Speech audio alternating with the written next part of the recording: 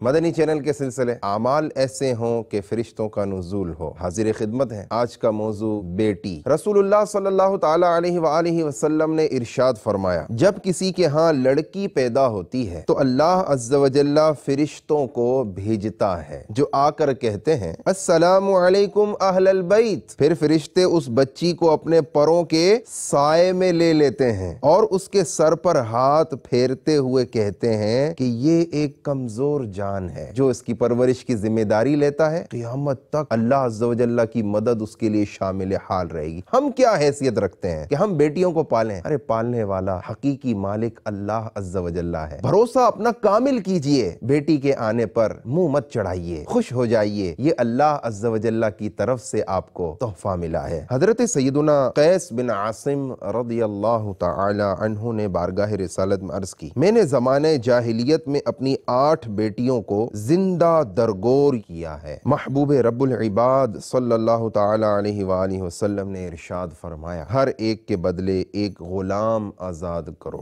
صلو علی الحبیب صلی اللہ تعالی علی محمد۔ مجھے اپنی اور ساری دنیا کے لوگوں کی اصلاح کی کوشش کرنی ہے انشاءاللہ۔